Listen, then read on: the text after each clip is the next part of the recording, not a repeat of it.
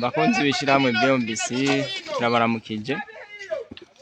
Ego turi ku chantier turiko turakora akazi nkuko bisanzwe, ariko mugabo turi kumwe n'umuyobozi wacu ngira muramubona, nawe yagiye mu mafundi ariko arakora. Je rero kubera ko nabonye ariko arakora nagomba ndamwibariza ikintu kimwe, kubera yuko dusanzwe tumenyereye yuko akenshi abayobozi nk'aba ntubasanga bariko barakora, baza batanga amategeko bagenda, nimba hasimbiye umunsi akazohagaruka iyindi iheze, ariko mugabo iwe biratandukanye nkuko twama tubibona.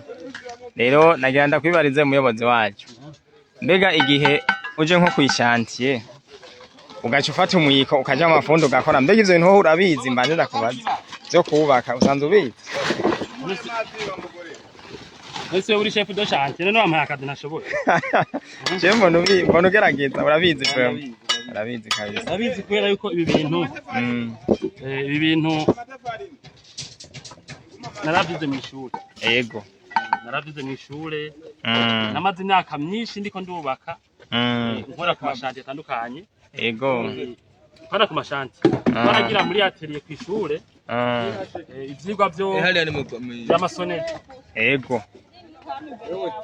Masoneri, charpente. Twarabigira rero. Urumva rero muri BMBC dukora ibintu jewe nize. Menyereye cyane. Ego. No kuvuga rero nta ngorane ndafisemo. Okay. Hanyuma jewe nza kubaka kubera yuko umva no komanda ibintu dakoramo. Neza.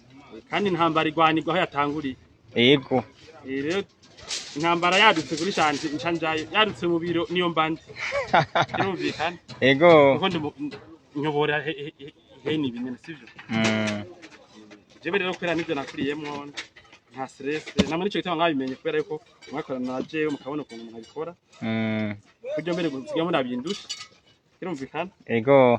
Rero nuko bigenda rumva.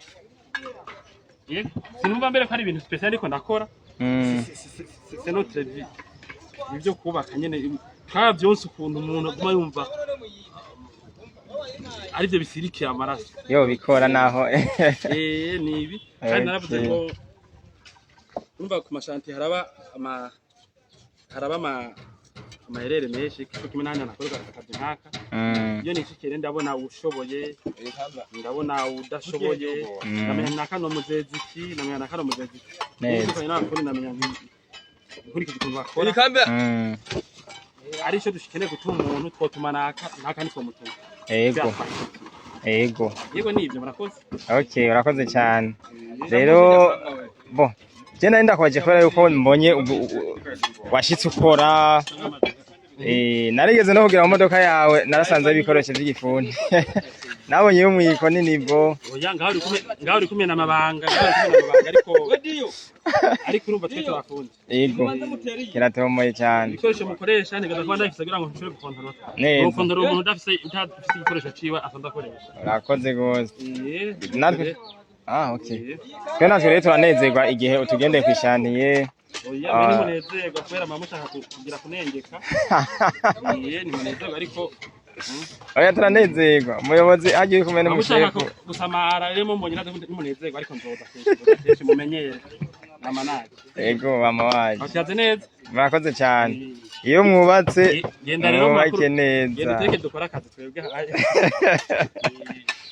Okay.